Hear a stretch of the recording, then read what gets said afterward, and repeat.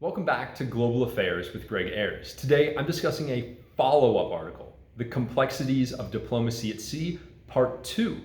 Leaving off from my previous article, Iran, with the ships the Macron and Sahand, were carrying 7 fast attack boats and fuel. They were positioned underneath South Africa, and current intelligence at the time believed that they were headed to Venezuela. I outlined 5 different options available to the Biden administration if Iran actually proceeded to go ahead and attempt to deliver those weapons and fuel to Venezuela.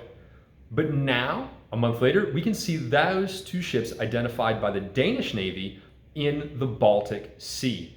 I take a look at the route that these 2 vessels took en route to their current position and try to determine what we can learn by their route and their stated objectives. By lingering off the coast of Senegal for 2 days, we see an increased likelihood that they were used as a negotiating chip in ongoing negotiations between Iran and the Biden administration, likely over military situations in the Middle East, most likely Iraq and Syria.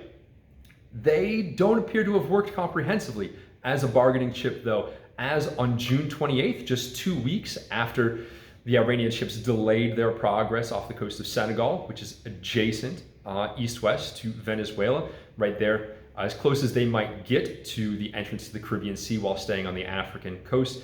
Just 2 weeks after that, June 27th, June 28th, the Biden administration launched attacks on Iranian militia positions in both Iraq and Syria, showing that the threat of the delivery of these weapons didn't genuinely serve as a long-term deterrent for continued United States actions within the region.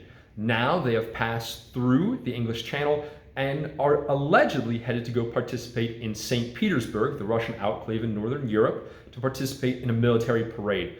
But this appears rather unlikely that this was their original intention. This is a long, arduous, expensive, and risky journey for the Iranian Navy, not used to operating so far away from their territorial waters, to simply participate in a Russian military parade. So what was the original intention of their journey?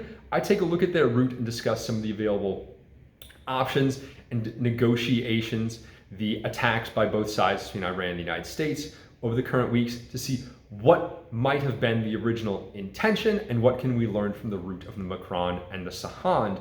Stay tuned.